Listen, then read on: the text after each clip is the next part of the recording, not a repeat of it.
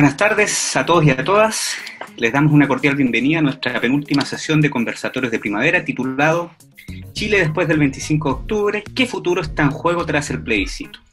Organizada por el Centro de Escritura y Pensamiento Menalquén Quimlu, Dejar Libre el Conocimiento de la Escuela de Ciencia Política y Administración Pública de la Universidad de Talca.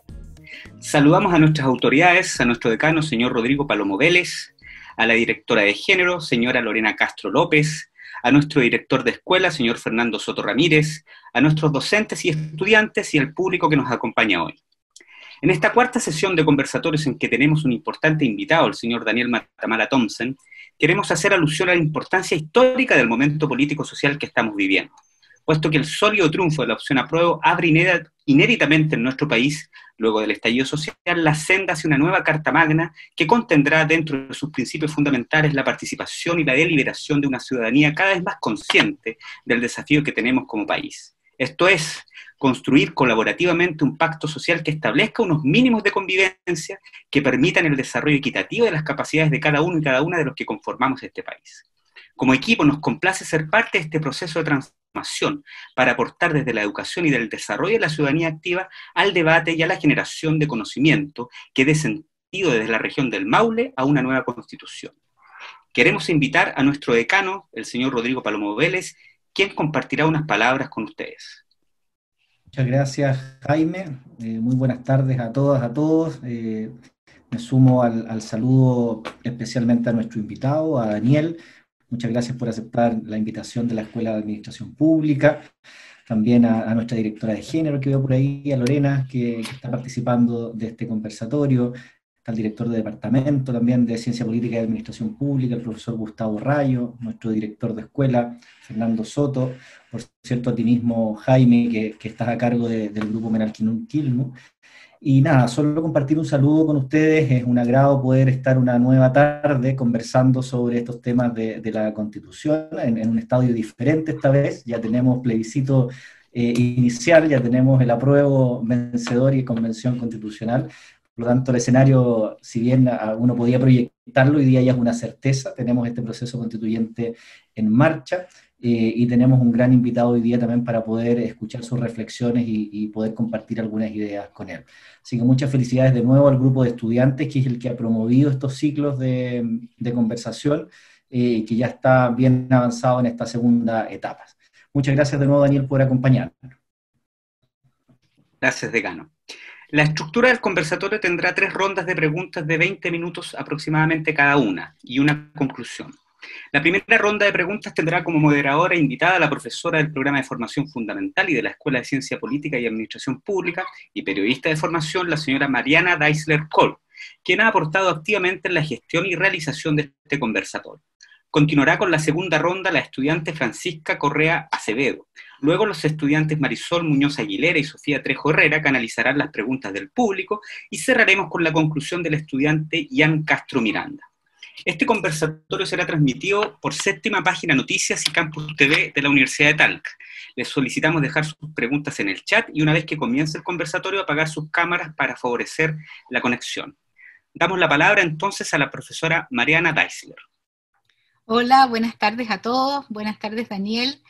Nuevamente tengo mucho gusto de poder presentar al periodista y escritor Daniel Matamala Thompson, quien nació en la ciudad de Valdivia el 24 de mayo de 1978, es periodista de la Pontificia Universidad Católica de Chile, Master of Arts de la Universidad de Columbia.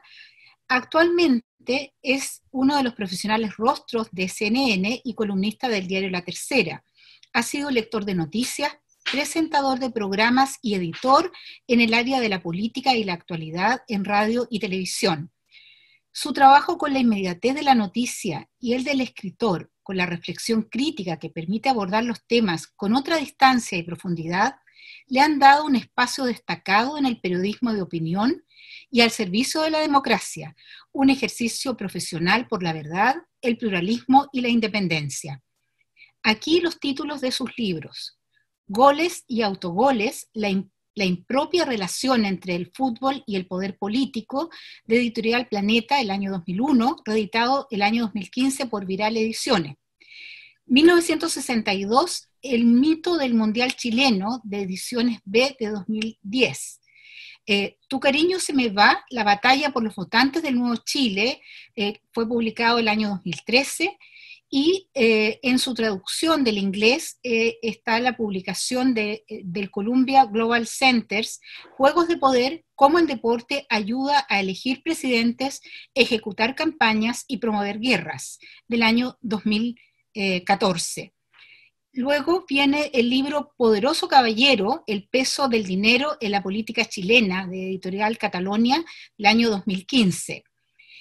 Los Reyes Desnudos, de Editorial Catalonia, nuevamente, el año 2018, y la más reciente publicación, La Ciudad de la Furia, ¿no?, de Editorial Catalonia, también de 2019. Entre los galardones está el premio APES de la Asociación de Periodistas de Espectáculos al mejor entrevistador, el año 2011, y el mismo año la Universidad Alberto Hurtado le concede el Premio de Periodismo de Excelencia. También aparece en la búsqueda que hice de sus datos biográficos, ¿no es cierto?, un premio nacional de la revista, el premio MAC, que entiendo que es organizado por la Asociación Nacional de la Prensa en Chile. Espero, Daniel, que sea correcta la información que estamos entregando aquí en esta presentación. Bien, vamos a partir entonces, como ha explicado el profesor Jaime González, con la primera ronda de preguntas que hemos preparado junto al comité editorial, ¿no es cierto?, y a la Escuela de Administración Pública. La victoria aplastante del apruebo del 25 de octubre coloca al país ante una oportunidad histórica de construir un futuro mejor, ¿no? Y es lo que dicen y esperan, ¿no es cierto?, la esperanza de tantos chilenos y chilenas de que sea finalmente el resultado, ¿no es cierto?, de esta crisis social y política. ¿Qué tipo de democracia, Daniel, es la que está en juego? A ver, bueno, muchas gracias, Mariana, por la tan amable presentación. Yo creo que efectivamente lo que está en juego aquí, y es muy interesante la pregunta, es el tipo de sociedad, el tipo de democracia, el tipo de distribución de poder que vamos a tener en Chile en el futuro. Lo que vivimos es histórico en primer lugar porque es inédito en nuestra historia, no solo en nuestras vidas, en nuestras generaciones. Jamás en los 200 años de historia de la República de Chile se le había preguntado a las ciudadanas y los ciudadanos si querían escribir una nueva constitución bajo métodos democráticos. Eso pasó el 25 de octubre, la respuesta fue abrumadora, en términos de decir que sí queríamos escribir esa nueva constitución. Y ahora, por lo tanto, se inicia un proceso que tiene, por cierto, bastantes amenazas, pero que yo creo que en lo fundamental es una manera positiva, constructiva de canalizar la tremenda energía social que está desatada en Chile hace más de un año. Esa energía social es muy potente, es una energía social que puede ser transformadora o destructora, que puede generar al mismo tiempo hechos de violencia, pero también puede generar una demanda por cambios, por transformaciones estructurales.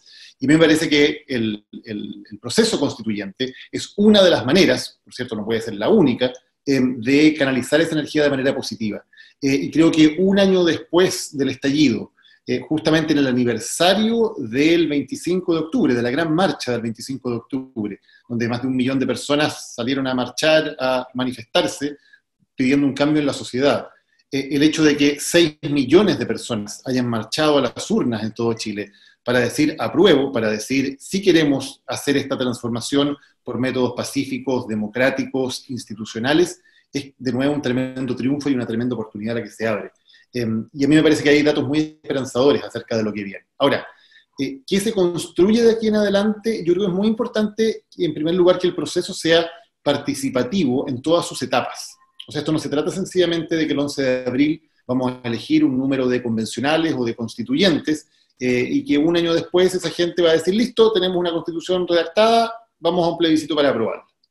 Si eso fuera, ese proceso no estaría dando cuenta de lo que realmente se entiende y lo que se necesita hoy día en Chile.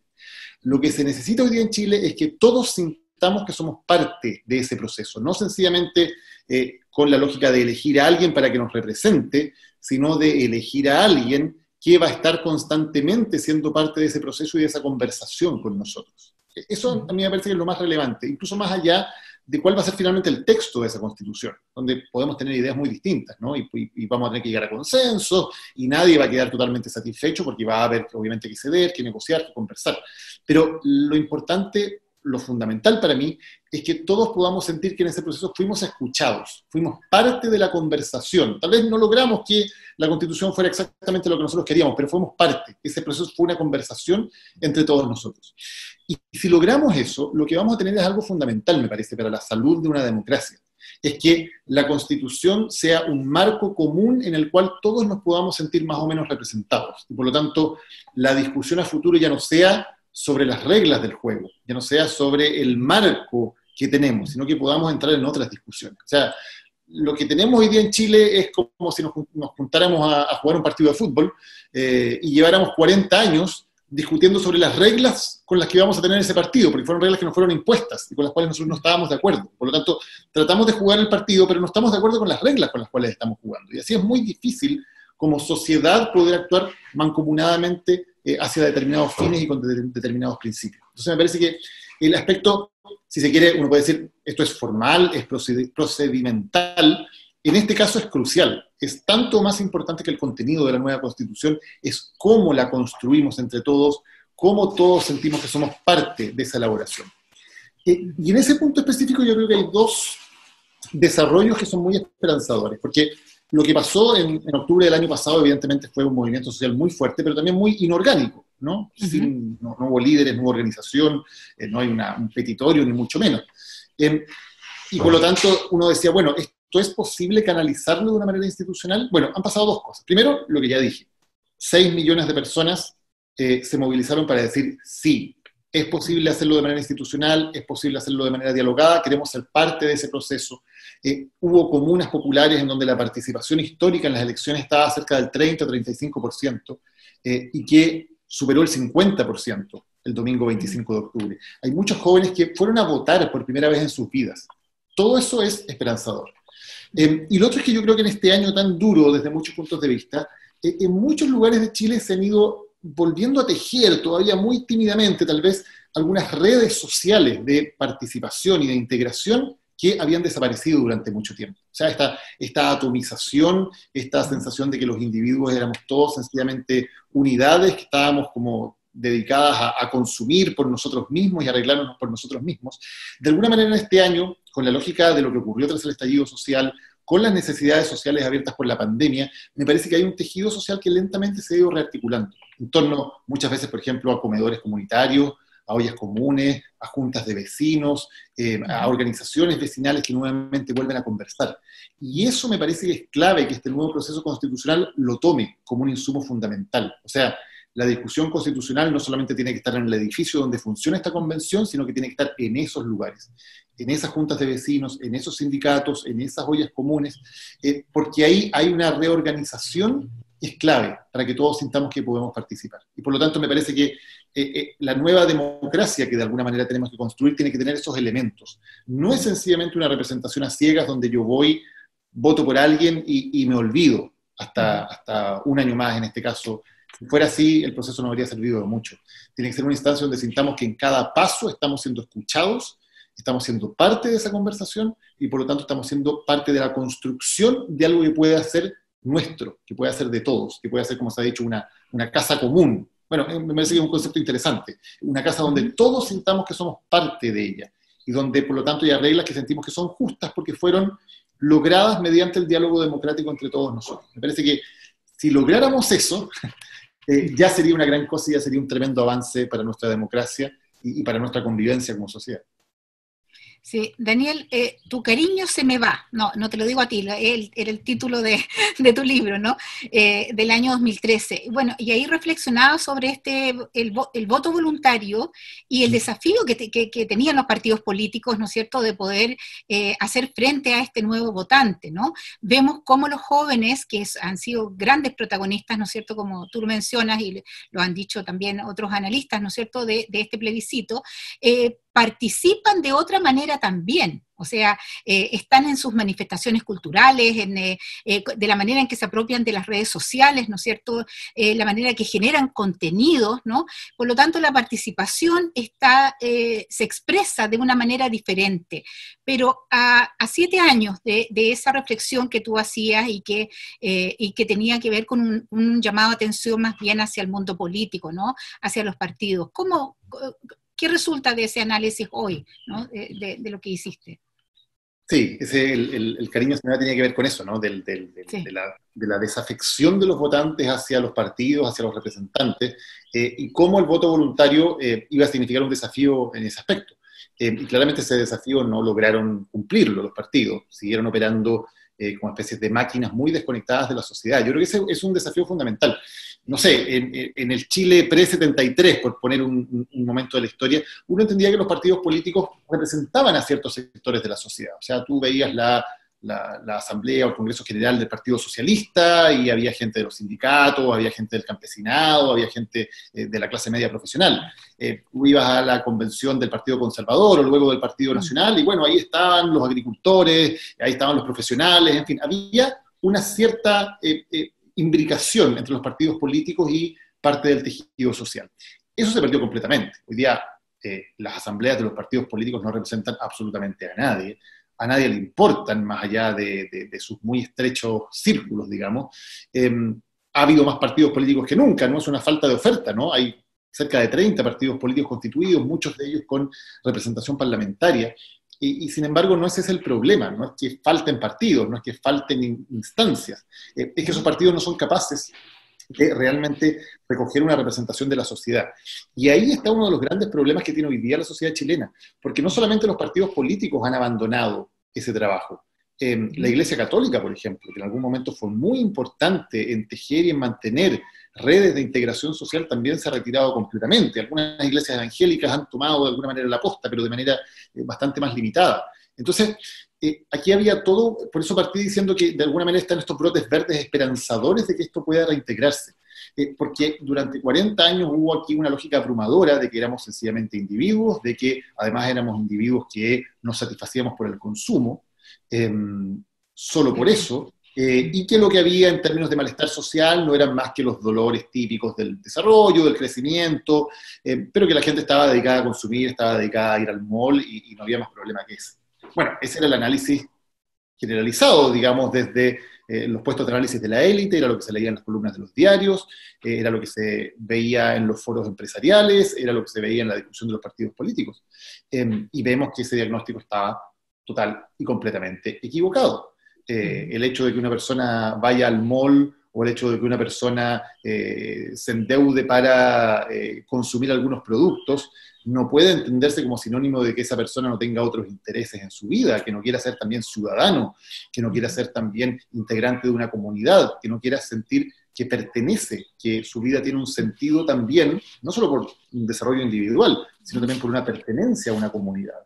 Todo eso se abandonó, todo eso se dio por superado, todo eso se dio por superfluo incluso desde el poder en Chile.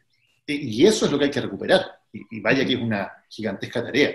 Los partidos políticos son parte de eso, que puedan hacerse parte de esa recuperación, porque los partidos políticos, nos guste o no, son lamentablemente indispensables para la democracia. No hay otra fórmula. Claro que hasta sí. ahora las fórmulas que se han intentado, como los caudillismos o la representación directa del pueblo en un líder, han sido todavía peores. Entonces, el desafío para los partidos, pero el desafío para la sociedad completa es cómo nos reconectamos, cómo nos rearmamos, cómo nos reencontramos. Y en ese sentido, momentos como el 25 de octubre del 2019 son muy potentes. Más de 1 millón de personas, estoy hablando solamente de Santiago, y esto se replicó en todos los lugares de Chile, salieron a la calle y se encontraron como parte de una emoción, de un sentimiento, de un movimiento en común. Mira qué importante.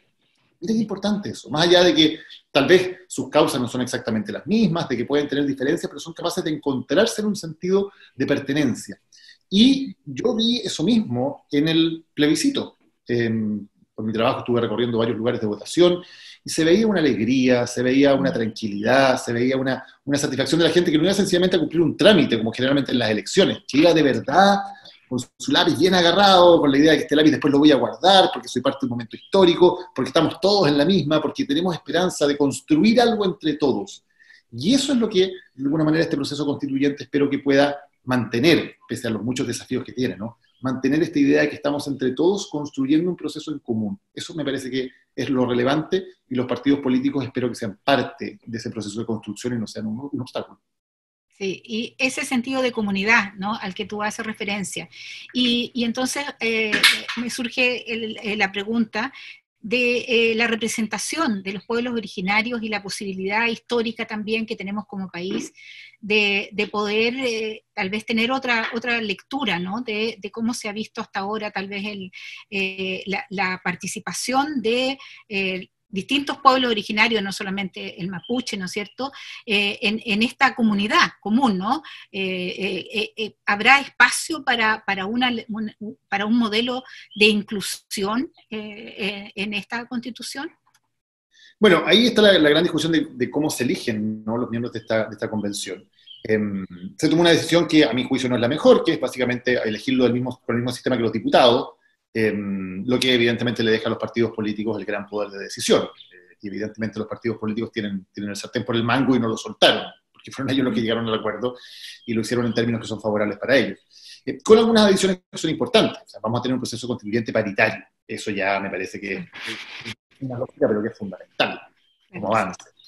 Todo indica que vamos a tener también alguna manera de participación de los pueblos indígenas a través de escaños especiales. Me parece también que es un primer gesto de retribución y de reparación de los muchos que debe haber por parte del Estado chileno. Ahora, yo era partidario de fórmulas un poquito más atrevidas, si se quiere, en términos de cómo conformar esto. Yo era partidario, lo dejo aquí, lo propuse en su momento, pero obviamente no tenía ninguna posibilidad de éxito, de que aquí hubiera habido 3/3 en la integración de la convención. Que 1/3 hubieran sido los partidos políticos por listas, digamos, ojalá a nivel nacional, pero hubiera tenido más sentido. Que otro tercio hubieran sido elecciones uninominales en distritos mucho más chicos de independientes, de modo que los dirigentes sociales, los dirigentes vecinales, quienes han liderado movimientos ambientales en regiones, líderes que son respetados y que son importantes dentro de sus comunidades, tuvieran una opción real de ser miembros de esa convención. Creo que eso hubiera sido importante. Yo era partidario de que 1/3 de la convención se eligiera por sorteo, que es algo que tenemos bien olvidado, pero la original democracia griega elegía sus magistraturas fundamentalmente por sorteo. Y eso lo decía Aristóteles, ¿no? Aristóteles decía el método por excelencia de la democracia es el sorteo.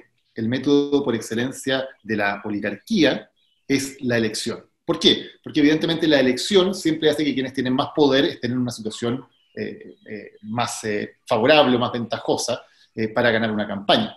El sorteo hubiera permitido que efectivamente la convención se pareciera un poco más a Chile, que tuviera presencia de personas comunes y corrientes, que no solamente hubiera mitad de mujeres, que lo vamos a tener afortunadamente, sino que también hubiera presencia de gente de regiones, de gente profesional y no profesional, con título y sin título, de todas las edades, de todas las ocupaciones, de todos los oficios, y creo que eso le hubiera dado una legitimidad súper importante a la convención. Bueno, eso no, evidentemente, ya no ocurrió, pero sí espero que por lo menos haya una participación fundamental de personas que no sean solo políticos profesionales. Yo no demonizo a la gente que está en los partidos políticos, ni creo que los independientes sean mejores por el solo hecho de ser independientes. Pero creo que hay que entender que hoy día los partidos políticos tienen una representación mínima, y que la gente siente mucho más legitimados, a veces liderazgos locales, vecinales, no sé, la gente que ha dado las peleas, por ejemplo, por la defensa de la comunidad y el medio ambiente en lugares como Freirina o Quintero, o por la defensa del agua frente a las paltas. Todas esas personas tienen una legitimidad súper importante y sería muy positivo que pudieran tener un espacio en la convención, que pudiera haber dirigentes sociales, dirigentes sindicales, dirigentes vecinales, que tuvieran espacios también, y que no sea finalmente una convención de los políticos, digamos, algunos de ellos que están tratando de volver o que no tienen mucha pega, más un par de rostros de la tele que son conocidos y más algunos expertos. Ojalá que sea bastante más amplia la conformación para que podamos sentir que efectivamente esta es una convención donde hay distintos tipos de chilenos representados y no es solamente miembros de un cierto grupo, de una clase dirigente o de una élite. Porque no hay que olvidar que aquí fundamentalmente lo que hay en Chile hoy día es una reacción de la ciudadanía frente a una élite que siente que está abusando de su poder. Y por lo tanto es tremendamente importante que esta convención no se sienta sencillamente como otro grupo más de la élite que se va a poner de acuerdo entre ellos, sino que se sienta como algo que sea realmente distinto. Y bueno, y tenemos hasta abril para conseguirlo, y también es muy importante por lo mismo que obviamente su participación durante todo el trabajo de la convención. Así es, Daniel. Mire, hay cierto consenso en que la franja electoral no juega realmente un rol informativo y que está lejos de permitir un debate de ideas o al menos una difusión, una participación de distintas ideas que hay en el país. Y se espera que sean para 155 al menos varios miles, ¿no?, de candidatos a esta asamblea constituyente. En ese sentido, ¿cuál es el rol de los medios de comunicación? Y lo digo separando, entendiendo que es distinto también de las redes sociales, para contribuir a este debate, ¿no?, de ideas. Hemos visto que ante este cuestionamiento de las instituciones al que tú haces mención, tampoco se ha escapado la prensa, y felizmente, lo digo como periodista, ¿no?, estamos viendo una actitud diferente, ¿no?, en que los medios, incluso estamos viendo las elecciones de Estados Unidos, cuando se han permitido, ¿no es cierto?, sacar sobre la marcha, ¿no es cierto?, comentarios ¿no es cierto?, del presidente de Estados Unidos actualmente, ¿no es cierto?, porque consideraban que no era verdad lo que se estaba diciendo, ¿no?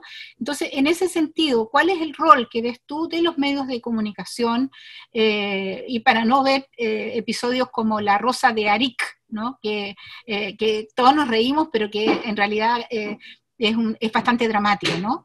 Y además pensando que este periodo va a ser largo. Uno es hasta el 11 de abril, cuando se eligen estos constituyentes, pero después es que importante, ¿no?, es poder tener una transparencia respecto del debate que se produce durante estos meses en el que se va a desarrollar, ¿no es cierto?, la construcción de esta nueva constitución.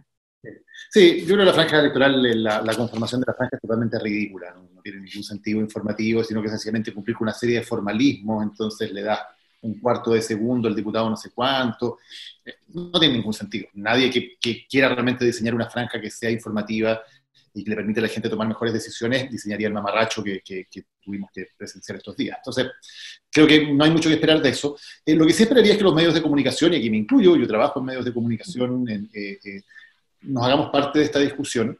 Desde primero la autocrítica.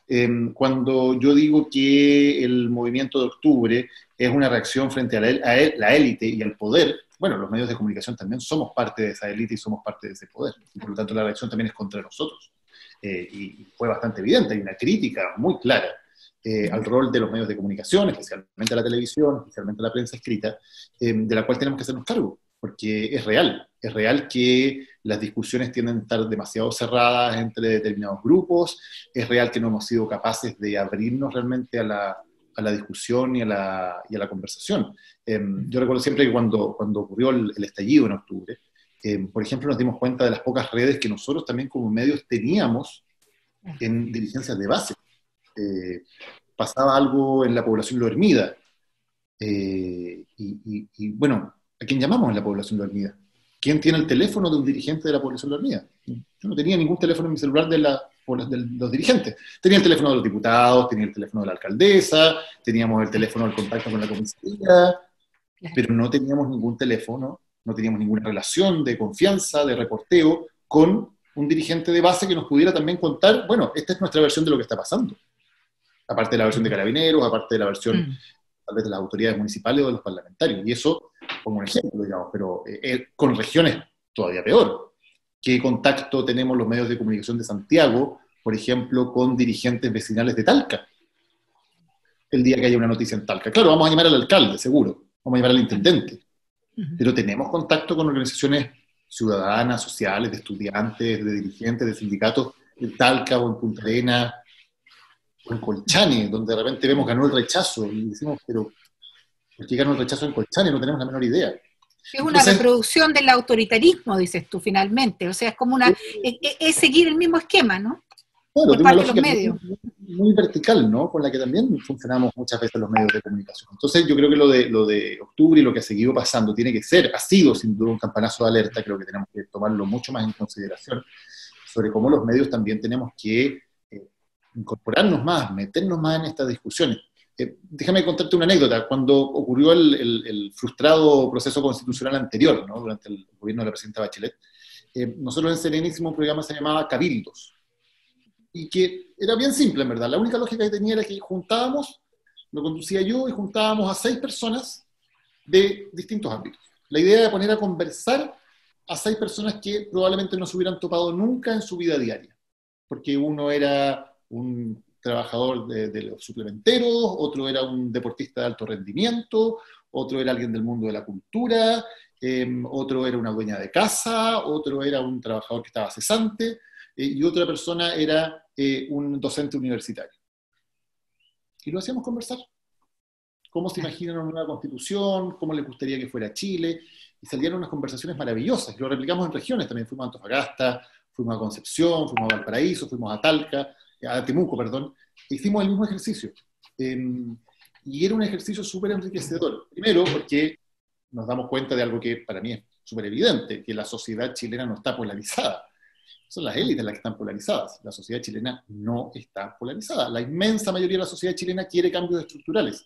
La inmensa mayoría de la sociedad chilena quiere que sean mediante métodos pacíficos. La inmensa mayoría de la sociedad chilena quiere que haya una nueva constitución generada mediante una conversación en común. Eso no es una sociedad polarizada, en lo absoluto.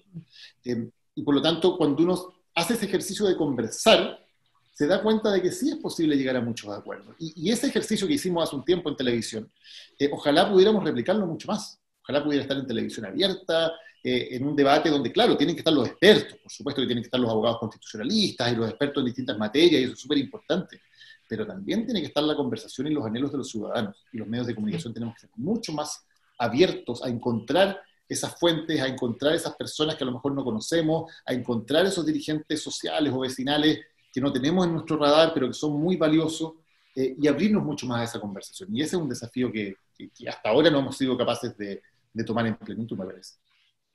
Bien. Muchas gracias, Daniel. Bueno, esperemos que surjan esos espacios y como digo, también más espacios como este, ¿no? Que se han multiplicado, diría yo, en el último año y hacen un gran aporte a esta conversación, además a un ritmo, tal vez lo que nos está permitiendo la Internet, a un ritmo de conversación mucho más humano, saliendo del espacio de la cuña, ¿no? del periodismo.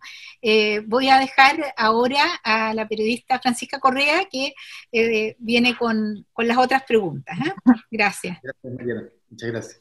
Hola, Francisca. Gracias, profesora. En primera instancia, bueno, saludar a Daniel, a todos los que nos están acompañando en la tarde, agradecer su presencia, por aceptar nuestra invitación. Y bueno, para comenzar mi ronda de preguntas, me gustaría saber cuál es la importancia que usted cree tiene la participación independiente, o sea, la participación de personas independientes en la Asamblea Constituyente, y qué perfil deberían tener los constituyentes.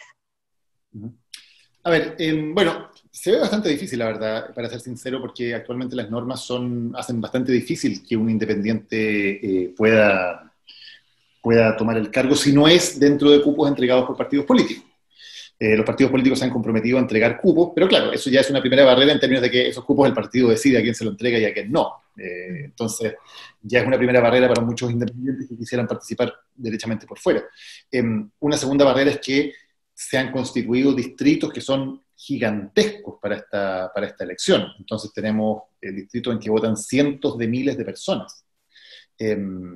Salvo que tú seas un independiente que sea muy conocido a nivel de opinión pública, por ser un rostro de televisión o por alguna razón tiene una figuración mediática muy importante, si tú quieres ser independiente, ir por fuera de los partidos y lograr ganar una elección en distritos de cientos de miles de personas, y además no quieres pedirle favores a alguien que te financie la campaña, la verdad es que es muy improbable que puedas lograrlo. Entonces yo creo que ahí hay un primer problema muy relevante que puede afectar bastante la legitimidad del proceso, en la medida en que tal vez después podamos darnos cuenta de que, bueno, que finalmente la gente que terminó siendo elegida no es tan distinta a la que está en el actual Congreso. Y me parece que ahí hay un punto que no se ha resuelto adecuadamente. Se ha hablado harto de esto del perfil, que me parece que es una buena pregunta, ¿no? Hay varias encuestas que se han hecho, por ejemplo, que la gente en general prefiere independientes sobre militantes de partidos, que prefiere personas que sean expertas en determinadas materias, que prefiere personas más jóvenes, etc. Para ser sincero, y por eso a mí me gustaba tanto la idea de un sorteo, aparte de formas de que efectivamente dirigentes con base pudieran participar. A mí me gustaría, más que tener un perfil, me gustaría que hubiera muchísimos perfiles distintos. O sea, que la asamblea fuera lo más representativa posible de la sociedad chilena, que fuera parecida a Chile. Mira que lógico lo que estoy diciendo tal vez, pero no es lo que ocurre en los órganos de representación. Tú vas al Congreso y ves cuánta gente hay que se identifique con un pueblo originario y es una ínfima minoría comparado a la población que son en Chile. Bueno, las mujeres afortunadamente hay un punto que sí es un gran avance, porque sí en ese sentido va a ser representativa en términos de género. Tú ves cuánta gente hay que no tenga títulos profesionales, por ejemplo, en el Congreso. Bueno, porque esas personas van a estar excluidas de la redacción de una nueva Constitución. Algunos dicen, no, pero es que como una persona que, no sé, que no tiene un título profesional para redactar la Constitución. No, sí, va a haber un grupo de expertos, por supuesto, de abogados constitucionalistas que van a trabajar en la redacción exacta, en revisar una serie de normas. Pero el trabajo fundamental de un constituyente no es que sea un perito letrado capaz de escribir de punta a punta una Constitución. Es que sea capaz de interpretar los anhelos, las esperanzas de los chilenos. Ese es el punto fundamental. Y que sea capaz de dialogar, que sea capaz de conversar, de llegar a acuerdos. Y yo creo que para eso ojalá tuviéramos la mayor diversidad posible. Entonces, más que un perfil, a mí me gustaría que hubiera muchísimos perfiles distintos. Que la gente que estuviera en esa asamblea fuera gente muy diversa. Porque nuestro país es muy diverso. Aunque nos han querido vender que esta cosa de un país uniforme, somos tremendamente diversos. Y esa es una fortaleza de nuestra sociedad. Las sociedades diversas son sociedades que tienen un mayor enriquecimiento cultural, que tienen distintos puntos de vista, distintas maneras de enfrentar la vida, distintas experiencias de vida. ¿Cómo no va a ser enriquecedor que en el debate de la asamblea haya un pescador artesanal, por ejemplo? ¿Cómo no va a ser enriquecedor que haya alguien que pueda hablar del tema de la propiedad del agua? Por supuesto, tiene que haber abogados constitucionalistas que expliquen los límites del derecho de la propiedad, pero ¿cómo no va a ser importante que haya alguien que esté luchando por el derecho al agua en su comunidad dentro de esa asamblea? O podemos seguir con un montón de ejemplos del mundo de la cultura, qué decir decía el tema de la pesca, porque me parece que el tema de la ley de pesca es una de las cosas aberrantes que han pasado en este país, el mundo de la minería, de los trabajadores informales, de las dueñas de casa, en fin, hay tantos elementos distintos y ojalá que todas esas voces estuvieran dentro de la convención, ojalá que tuviéramos todos esos perfiles distintos para poder elaborarlo. Gracias. Bueno, para continuar con mi ronda de preguntas, me gustaría hacer mención al rol subsidiario del Estado en materias como la educación, la salud y las pensiones, ya que ha sido uno de los temas más álgidos en la discusión constitucional.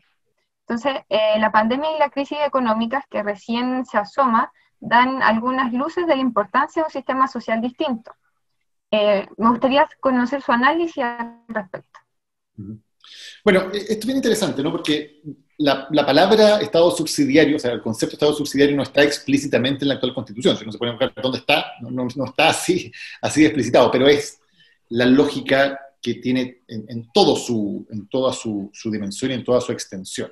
Y que, para explicarlo muy en sencillo, significa que el Estado actúa en subsidio, o sea, actúa cuando el privado no puede actuar, ahí el Estado viene a apoyar o a subsidiar lo que el privado no ha hecho. ¿Y qué consecuencias prácticas tiene eso? Por ejemplo, en la actual Constitución.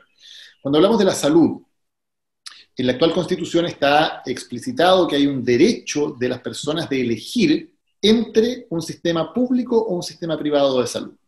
Eso a primera vista puede sonar muy bien, ¿no? Es libertad de elegir de la gente. Pero eso genera una limitación muy importante para construir un sistema de salud público, como el que hay, por ejemplo, en el Reino Unido, por dar un ejemplo de un sistema público que funciona muy bien y que es muy apreciado por sus habitantes, ¿no? Donde todo el mundo se atiende en el NHS, en el Sistema Nacional de Salud, sin importar su nivel socioeconómico, o en Suecia también funciona así, la gente se atiende, entiende que tiene ciertas garantías para atenderse allí, etc.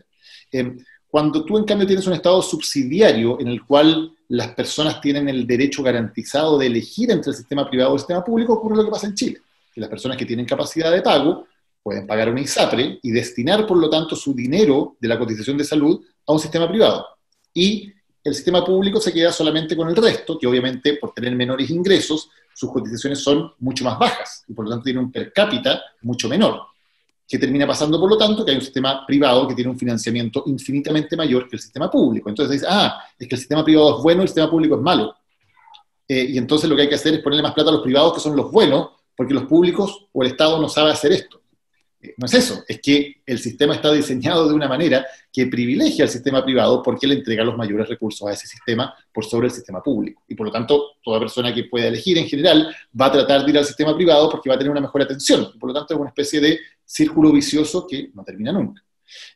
Lo mismo podemos hablar de otras áreas. Tú mencionabas el tema de la educación. Bueno, la educación pública sabemos que lleva una crisis gigantesca, en gran medida porque también esta lógica del Estado subsidiario hace que el Estado no pueda privilegiar la educación pública. Si hay un particular que quiere hacer un negocio, así ha ocurrido con la educación subvencionada, eso se está cambiando con la reforma que está entrando gradualmente en funciones, y quiere poner un colegio en un lugar donde ya está cubierta la demanda educacional porque hay una escuela pública, y quiere poner su colegio subvencionado ahí, el Estado está obligado a pagarle a ese sostenedor por cada alumno que logre reclutar.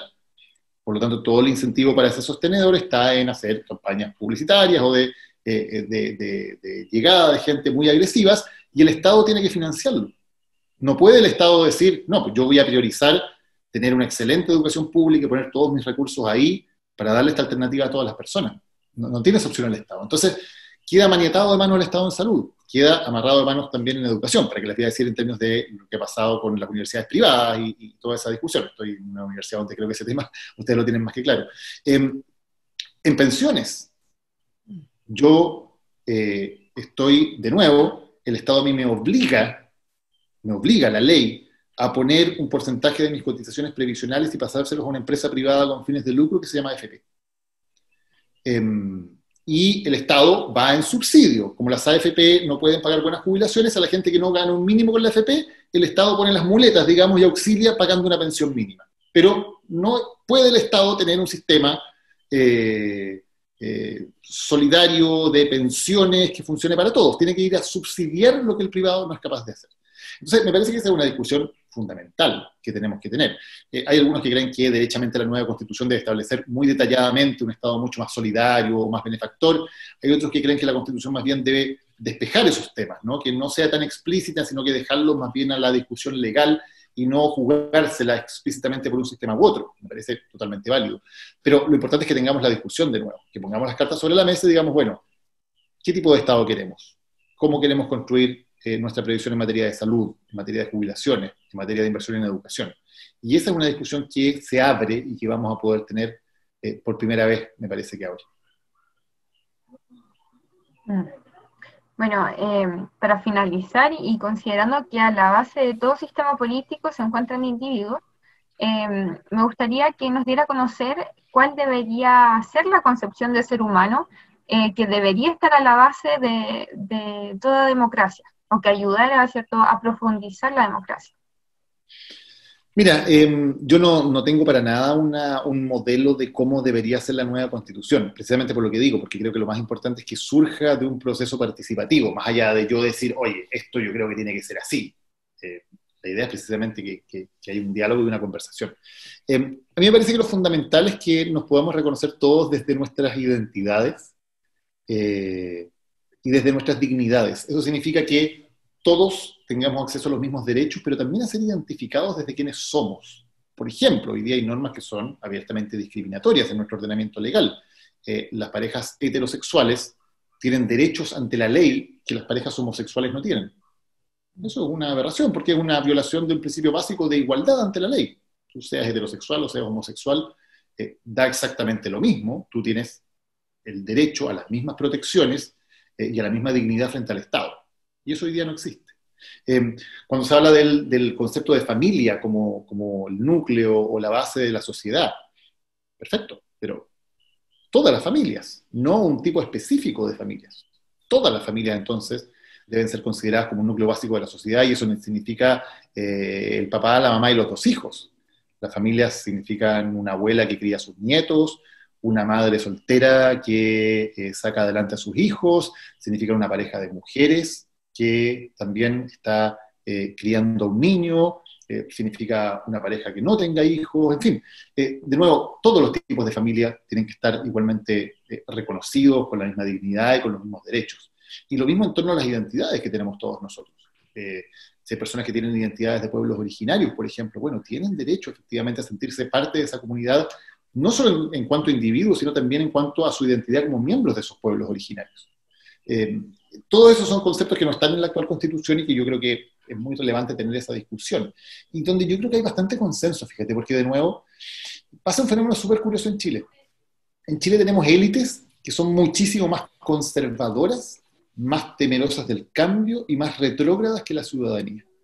Que es algo bien contraintuitivo, porque en general uno entiende que la historia del progreso humano son ciertas élites culturales las que van empujando ese carro del progreso. Y lo que tenemos en Chile, en cambio, es que en Chile siempre hubo una mayoría, por ejemplo, a favor de tener una ley de divorcio legal. Y las élites se resistieron a eso hasta entrado el siglo XXI. No tuvimos una ley de divorcio en Chile hasta que entramos al siglo XXI. Es realmente una vergüenza. Y eso era porque las élites se resistían.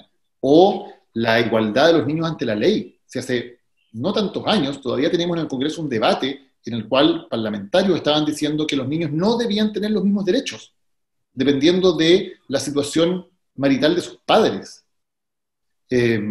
Algo que la gran mayoría de la sociedad ya consideraba una completa aberración.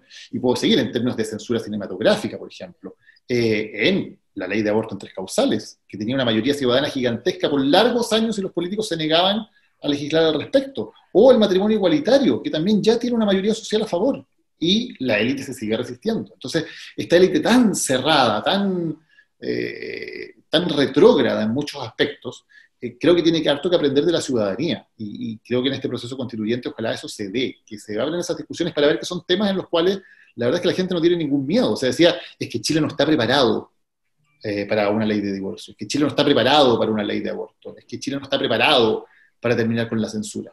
Bueno, todo eso se hizo y se vio que éramos una sociedad perfectamente madura y preparada para todo eso. Entonces hay muchos miedos que tiene la élite, que espero que se puedan romper en un proceso que sea más participativo. Claro. Bueno, muchas gracias por responder a mi ronda de preguntas, y para continuar con este conversatorio, me gustaría dejarlo con mis compañeras Marisol y Sofía Trejo, quienes se han encargado de recabar y sintetizar las preguntas que se han hecho mediante el chat. Gracias, Francisca. Primero, buenas tardes, agradecer su presencia, y elegimos algunas de las preguntas que creemos no han sido respondidas. Voy a empezar con la primera, que es de Nelson Caro.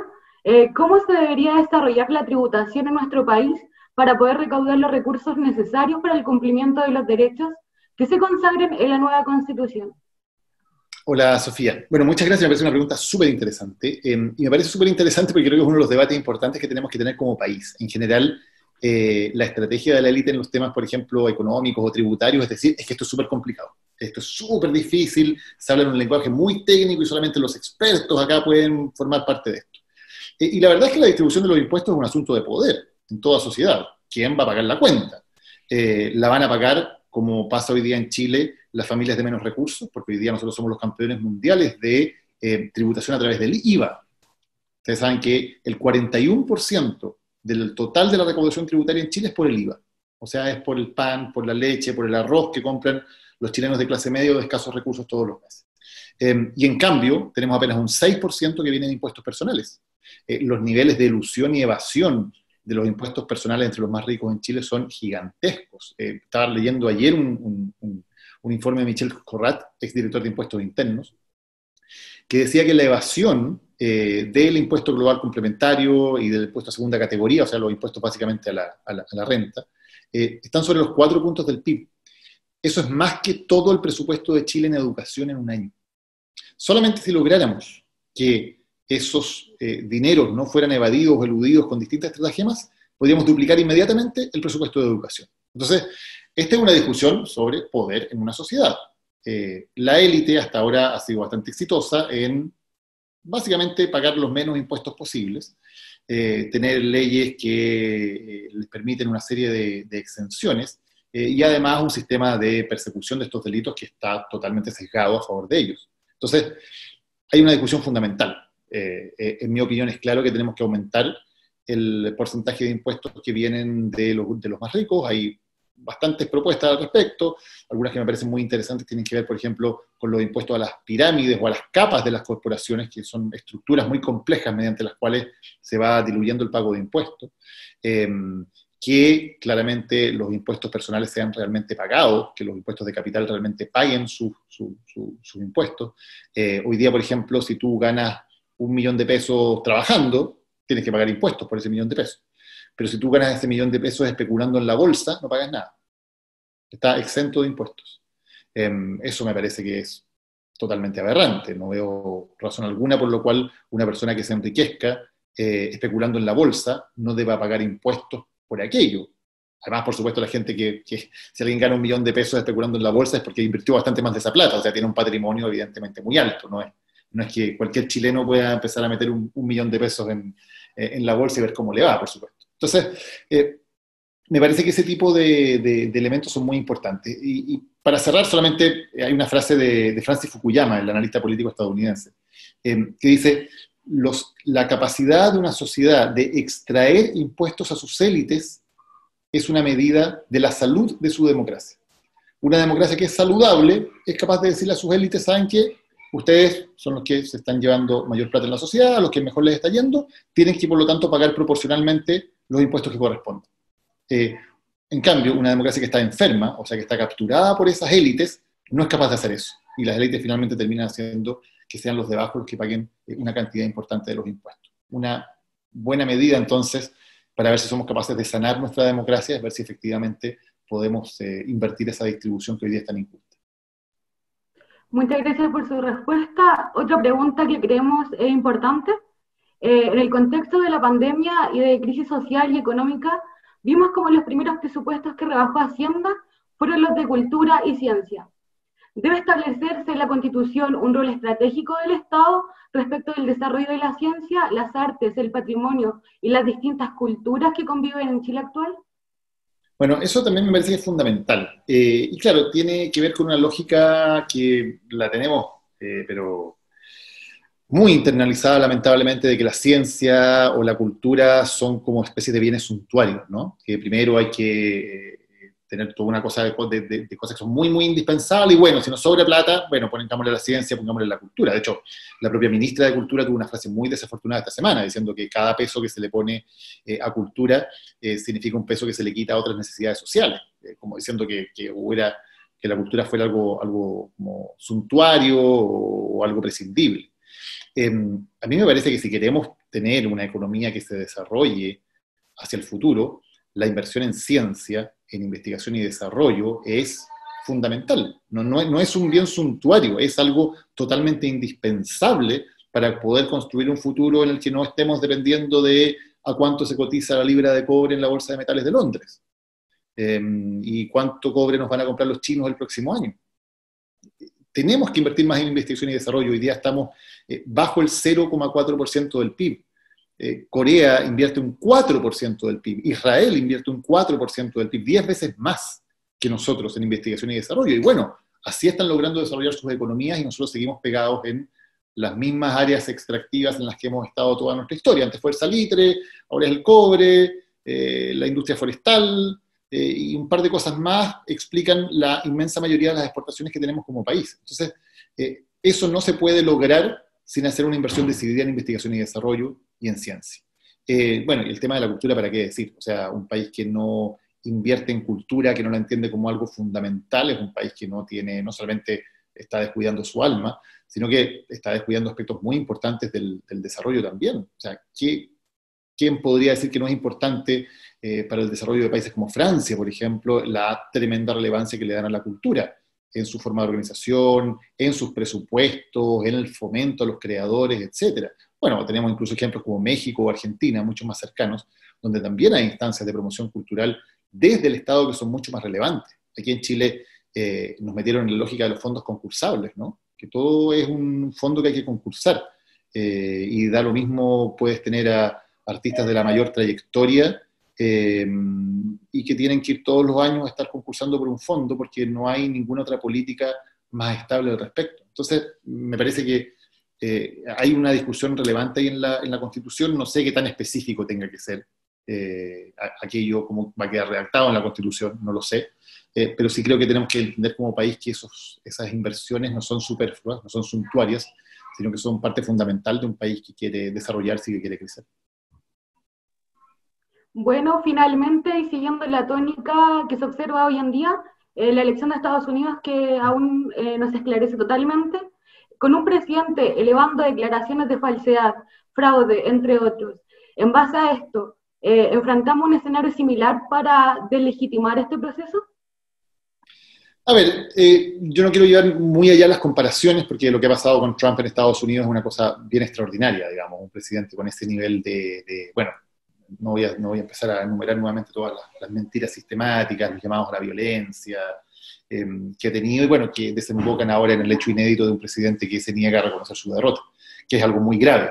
Yo quiero rescatar que en ese sentido en Chile, institucionalmente hemos funcionado bastante mejor, o sea, una de las cosas que nos debe tener orgullosos como país es que los días de elecciones los votos se cuentan de una manera eficiente, transparente, rápida, todos reconocen la legitimidad de los resultados, la persona que perdió reconoce que perdió, llama al ganador, el ganador da un discurso de celebración, la gente que tiene que celebrar celebra, los que quedan tristes se quedan tristes, y a las 12 de la noche ya estamos todos, se acabó, digamos. Es una tremenda fortaleza institucional que tenemos, una de las cosas buenas que tenemos como país, y el desastre de Estados Unidos estos días nos hace, creo que, valorarlo todavía más.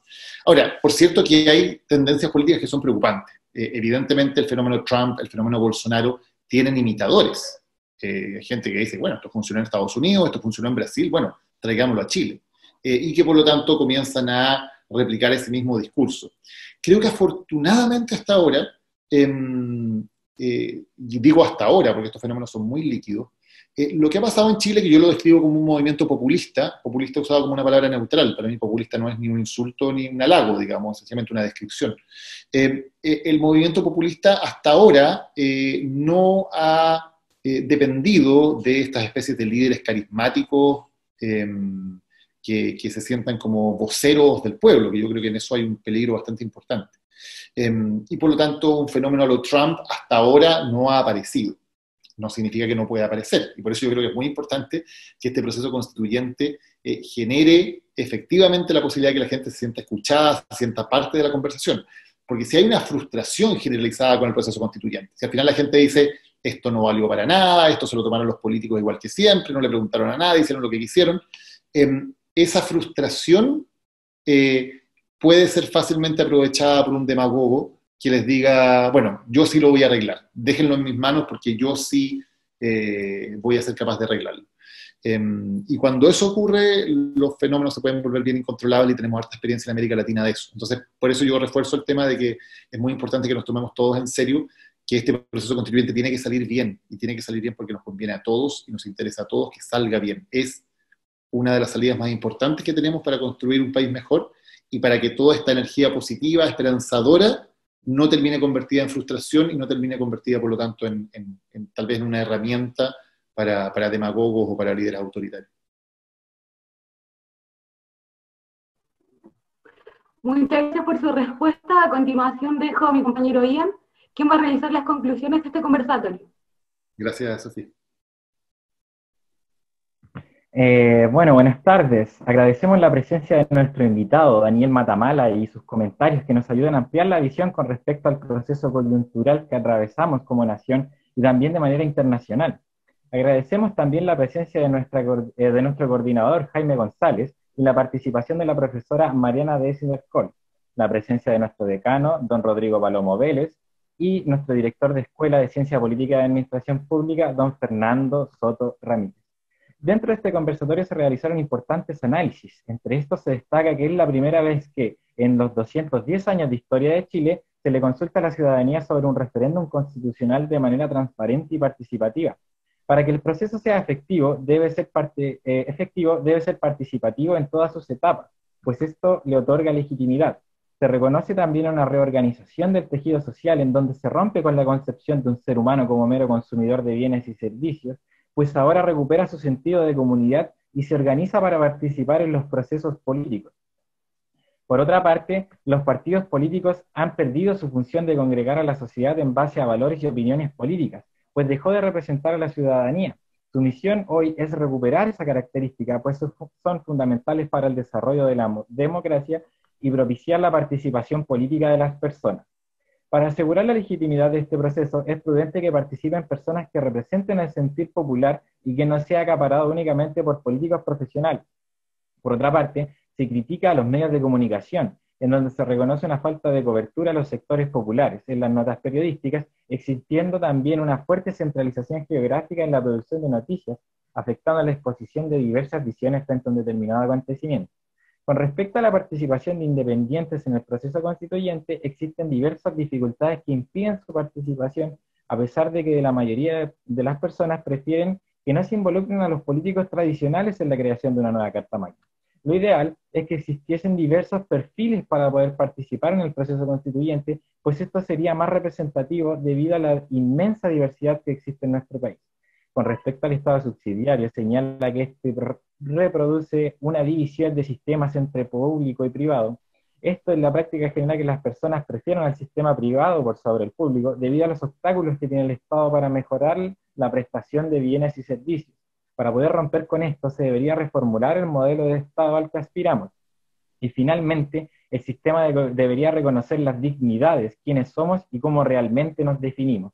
Esto evita discriminaciones y asegura realmente una igualdad de derechos. Para ello, una nueva constitución debe reconocer las entidades, orígenes y orientaciones de cada una de las personas. Esto no ha sido así debido a que las élites que gobiernan el país son muy temerosas al cambio. Esto se refleja en la actitud reacia por parte de la clase política a la hora de legislar sobre cambios sociales que la ciudadanía considera necesarios e importantes. Reiteramos los agradecimientos a nuestro invitado, a las personas que participaron y a las personas que estuvieron presentes para escuchar este hermoso conversatorio. Les dejamos invitados a todos y a todas al próximo conversatorio para el día 27 de noviembre y de nuevo muchas gracias. Bien. Agradecemos que no nos dan ganas de despedirnos, parece, Daniel. ¿Ah? Muchas gracias. ¿Ah? Y a todas las personas, lamentamos que no hayamos podido leer todas las opiniones, pero vi que estabas leyendo el chat y revisando también, Daniel, las distintas opiniones. Muchas gracias, ¿ah? Realmente.